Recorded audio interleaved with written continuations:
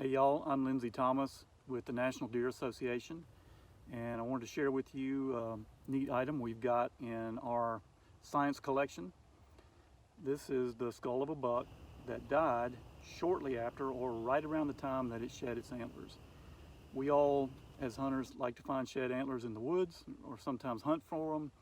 So we've seen that end of the antler growth process, but not many of us have ever gotten to see this, the skull of a buck that has just shed its antlers, and what the pedicle bases look like when you can examine them up close. This is really pretty amazing tissue in the antler kingdom, this bone tissue that produces antler growth. There's really not much else like it. It's very specialized. Scientists have found that if you take this tissue and place it anywhere else on the skeleton of a deer, graft it, you can grow antlers there. They have literally taken this material, grafted it onto the leg bones of deer, and antlers began to grow, or an antler base began to grow there on other bones. Sometimes this material can be displaced through injuries, through deformations of the antler bases, and cause antler bases to form or begin to grow at other points on the forehead of the deer. It's fairly rare. But occasionally you do see 3 or even more small antler bases on the forehead of a deer that results from that tissue being displaced. As soon as a buck sheds his antler in the winter, this wound, it'll be bloody at first, but it immediately begins to heal over.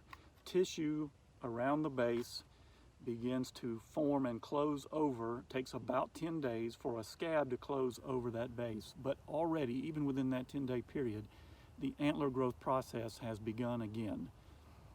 A buck doesn't wait till summer to start growing his antlers. It begins almost immediately, within days of the old set being shed. Now, the antler growth process gets faster as a buck gets towards summer, and more of the antlers will be grown later in the year, but the process begins slowly, almost immediately. It takes about 5 to 6 months for a buck to grow a full set of antlers, maybe another month or so for them to dry and fully harden. But it is some of the fastest growing tissue known in the animal kingdom.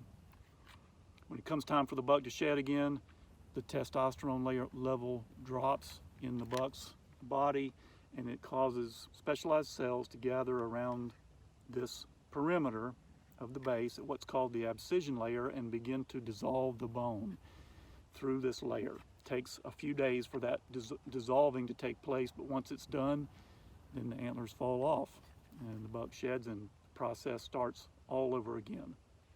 It's very spongy, unique bone that makes up this pedicle base, and the pedicle base will get bigger throughout the life of the buck. As you can see, this is a adult buck, fairly mature.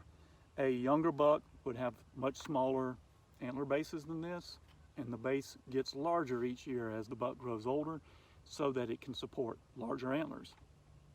So again, just a neat view of something we don't often get to see, the skull of a buck and the antler pedicle bases after the antlers have fallen off.